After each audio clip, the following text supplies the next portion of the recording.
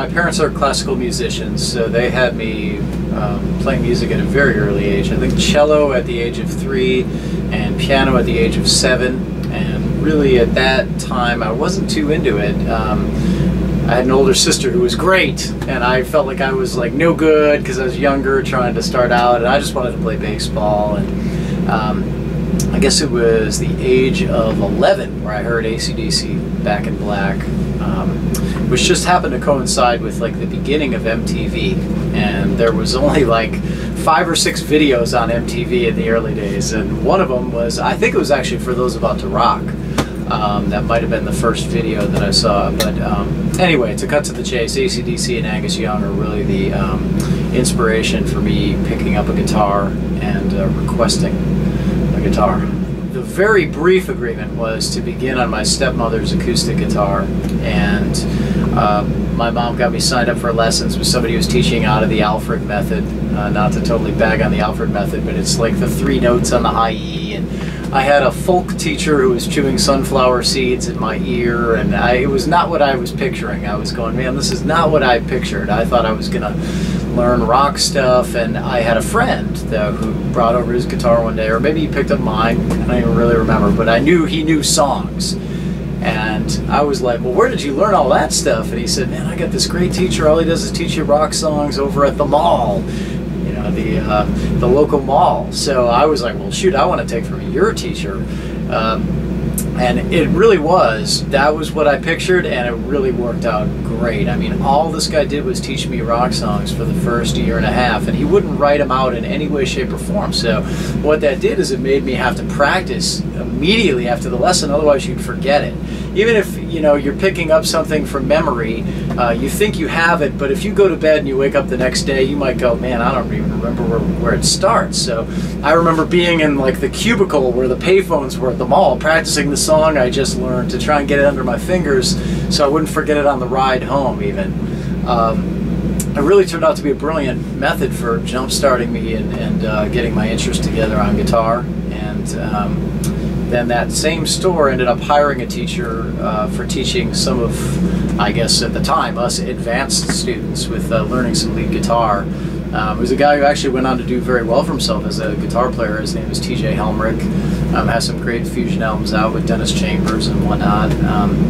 Anyway, so he taught me the theory behind soloing and would figure out Randy Rhoads for me and whatever song I wanted to, whatever solos at that point that I wanted to learn, note for note-ish. And yeah, that was really another great step. So I had those teachers early on that really helped me to get going, and that didn't necessarily continue in my life. I felt like after I went to GIT, I think at the age of 19, it all kind of became the real world for me, the school of hard knocks and playing gigs and teaching and whatever I could do to make a living at it, and just kind of learning from the people I worked with. And I think there's a learning process just in learning sets of music too, which I've done a lot of over the years, learning songs and obviously I kind of knew where to head with some of the theory. Theory's a funny thing. Once you learn enough of it, you can picture where you want to go with it. I don't really remember the first paying gig. It probably was with my first band, and that was called Outcry, and we played a mix of our own songs and covers, and we mainly covered like a lot of Dokken. There was like a lot of Dokken tunes being played by us. And we would just play. There was like an all-ages club that we would play at, I think, once or twice a month, and a few other places as well. And I was in that band for a couple years. There's studio recordings that exist, so from me being 15 years old in the studio, pretty awful. I think I was like running direct with like a GK head, and back when those were becoming the thing that was like gonna replace the Marshalls, you know, which didn't work out, incidentally. But anyway, yeah, that was pretty much the start of it. I remember being so nervous. The very first gig with that band was our drummer's high school talent show, and I just remember being so nervous that I literally could not move my feet.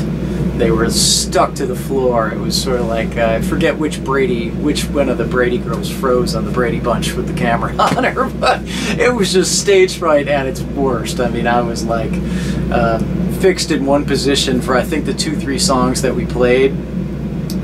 Absolutely terrified and scared out of my mind, and you know, that's been a gradual process with me my whole career. You know, I still even today, you know, still have pre-gig anxiety and anxiousness, but I think that's also kind of what makes it fun and exciting in the end too. You never want to just be bored going into a show, wouldn't that be kind of disappointing? Oh yeah, I gotta go play.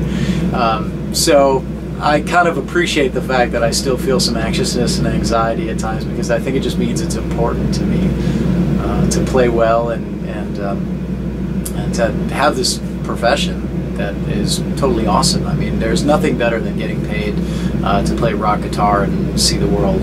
I mean, it's really a great way to make a living. So I definitely feel lucky to be doing this. It's been a series of baby steps for me in my career. I think getting out of GIT, I worked at Cherokee Studios for a year out there in LA, which is a great learning process for me as a tech.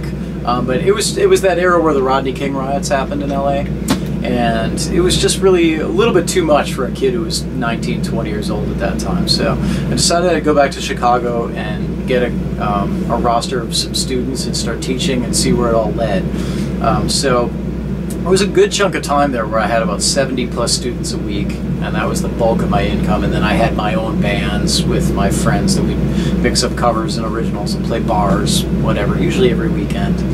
And things kind of picked up for me in the Chicago area, playing with a girl named Kathy Richardson who had her own material and was popular locally, and that was a big step up for me at that time. And then working with Jim Peterick, who people know from Survivor and the Ides of March. He had an event usually once or twice a year called World Stage, where he'd have his friends out and sing their hits, and he had a house band, and I was in that house band even after I moved to New York. And that actually, incidentally, is what led to me joining Night Ranger, because Kelly Kagi, the drummer for Night Ranger, was one of those friends that would come out and sing the hits. So I would see Kelly once or twice a year for about 6 or 7 years before I learned that there was an opening in Night Ranger. Between that time, I had gone to New York to do a show called Love Janis, about Janis Joplin. And that was really where the first break happened for me, where I had no more teaching. It was only performing. So that was 8 shows a week and lasted 2 years. So when it ended, all of a sudden I went, wow, I guess I live in New York now. I never had designs on moving to the East Coast or living in New York at all, but funny how sometimes life can take you to places that you never thought you'd go. Anyway, so Love Janis was a great experience for me. I went and did that on the road and everything. I think I probably ended up playing about 1,300 shows of that. A lot, a real lot. Great experience for me. That director also had a blues show that I went on the road with for a while. It Ain't Nothing But the Blues, straight ahead blues performance show. That was a great experience for me. And in terms of touring with bands, which you can tell by now, like I haven't really mentioned any of that yet, that actually started in the oldies scene for me. Love Janis led to me playing with Big Brother and the Holding Company. Their recently departed friend of mine, Sam Andrew, was the music director for Love Janis, and he hired me as their second guitar player on some shows, so I'd go around with them. And also the Turtles, featuring Flo and Eddie. Great learning experience for me, going on the road with those guys, and taught me how to do fly dates. And actually, for a period of time, I was actually playing bass with them, believe it or not. So I was playing Happy Together on bass. Pretty amazing to think about nowadays, but it was a great learning experience for me. Just singing backgrounds and learning how to play gigs that weren't necessarily about check me out on guitar. It made me have to really appreciate, I guess, the fundamentals of music a lot more, and trying to make an impression as a valuable commodity in a situation where you couldn't necessarily shred or go off on guitar. Anyway, but I toured with the Turtles for a bit, and like I said, right about that time is where the Night Ranger thing kind of came from, the Peterick gigs. And that was a big change for me. Getting in Night Ranger was really the first time anybody started to know who I am a bit, I guess. In terms of playing guitar, it's a guitar type of gig that people know who you are and learn your name more than the stuff I had done leading up to it. So great opportunity. I learned a lot from those guys, and some of my dearest friends. You know, Brad Gillis and I are still best of buddies and talk on a regular basis. And yeah, I mean, in terms of where I really got my stage presence together, that was a huge thing, because when I joined Night Ranger, I was getting my ass kicked by Gillis. I mean, I remember going to Japan when I was first in the band and looking up during a double guitar solo, and the whole audience was looking at Brad because he hadn't broken eye contact with them. I realized, oh, you can't just look down at your neck while you're playing solos. You need to. This is an interactive process. Yeah, you know, Brad and Jack are great performers in terms of the energy and interaction. So they really helped me get that together. And just in general, I just had a lot of experience with them, making 2 studio albums with them and a live acoustic record. So definitely that was a big chunk of my learning process. And I guess it was maybe only a year into Night Ranger where I had been subbing on pit gigs in New York just to kind of stay busy, where you know, are down underneath during a musical and you're playing. My friend who lives a couple blocks from me does that. I would learn whatever book he had, they call it, you know, the score, and go in and sub for him.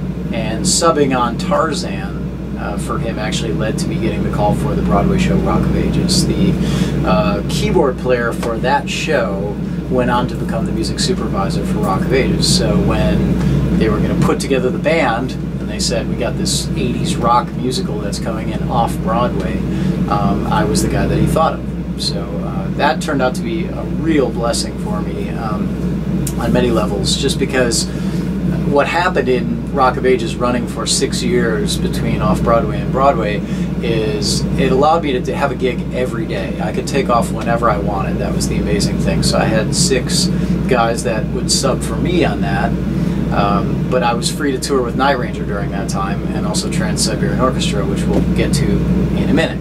So basically, I was probably playing 375 shows a year during that whole run, that 6-7 year run. A real blessing in terms of just constant. I mean, I was blinking and I was back on a stage in front of a big audience. It was like that often for quite some time, and that's a great experience. It certainly beats like, let me come up with like a fancy lick and videotape myself, put it on YouTube, and try and get views. And I mean, this was like, it was an opportunity for me to play with musicians who I liked.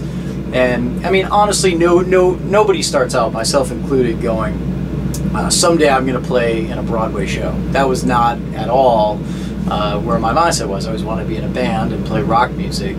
But that being said, this allowed me to play with great musicians, play music that I liked, and changed my financial reality quite a bit.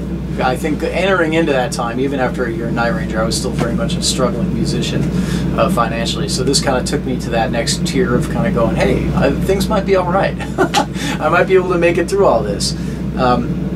So simultaneously in that run with Night Ranger and Rock of Ages, I think 2 years in, I had the opportunity to audition for Trans-Siberian Orchestra. A couple friends had recommended me, Alex Skolnick, I think at that point, needed to take 1 year off, and I was able to get the gig, basically. And so all of a sudden I had, well, now this is going to be interesting, because I've had Rock of Ages and I can just take off when I go play with Night Ranger, but now I've got this 2-month window where I would have to take off of Rock of Ages and Night Ranger.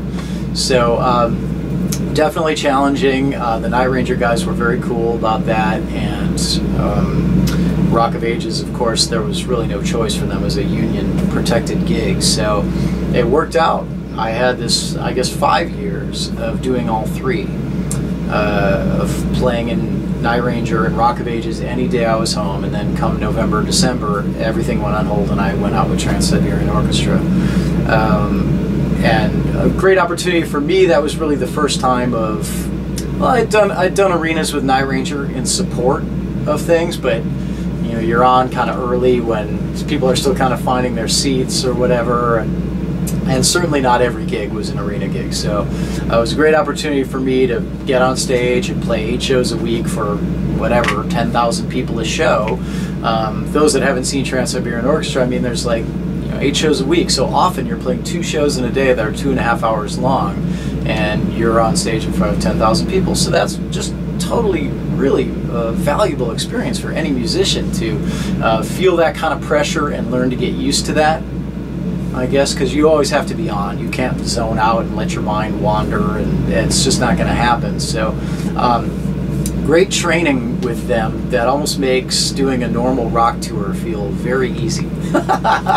When you go from those 8 2.5-hour shows a week to playing with Whitesnake currently at about 4 shows a week, 90-minute sets, it feels a lot easier.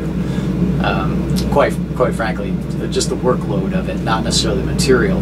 But anyway, I guess now about 2 years ago, I sort of knew that Rock of Ages was going to be closing in New York, and in keeping an eye on like what's next and what's the next move, I had an opportunity to audition for Whitesnake. And that went well. I mean, I'm trying to think exactly how it went. I think David had done a lot of research on me on YouTube. There was some well-respected people that recommended me to him, and I was definitely working and putting out feelers to try and get an opportunity. I didn't know where it would lead. But getting out to audition, David had already done a lot of research on me. I think he put up some pre-production of the Purple album, so that was already very much in motion. I think I played on Lady Double Dealer, and then we did some singing, sang backgrounds to Sail Away, and everything went well. We ate dinner, got along, and David offered me the gig that night. And it was a little weird because I thought, well, man, Night Ranger has an album coming out in a week, and this is just, it's awkward timing. I didn't know I'd get it. I kind of, you know, you try to do those things and thinking I won't be disappointed if I don't get it. I've got a band I'm happy with and all that stuff. But it was definitely an opportunity that I didn't want to pass up. I feel like the opportunity to work with David and some of the really experienced guys in this band, Tommy Aldridge and Reb Beach, definitely an opportunity that I didn't want to pass up. And also at that point to play immediately on an album and do a tour in support of that. So I felt like it was really good timing, and also possibly something that can get, you know, my individual name out further in the world. I think with the things I'm mentioning with Night Ranger and Rock of Ages and Trans-Siberian Orchestra, is a whole lot of U.S. touring. So with Whitesnake, one of the major pluses is touring Europe and touring South America, and even bigger in Japan possibly than the times I had been there. So it was a great opportunity, something I didn't want to pass up, and now here I am, you know, 2 years later, basically already with playing in Night Ranger, and things have gone great. I mean, I couldn't have, or I'm sorry, Whitesnake, I think I said Night Ranger. Things couldn't have gone better. David's great to work for. He's just been very supportive of me personally and professionally, wants me to play like who I am, and he's very straightforward in terms of what he wants from each of his players in the band. And so, you know, we just try and be supportive of him and offer him all the things he gives us, just right back, to try and be courteous and do our jobs and be supportive, and just bring your A game. So anyway, that's in terms of the current touring scenario, where I am right now in the back of Whitesnake's band bus here. So that brings us pretty much right up to date. I hope I didn't ramble too bad.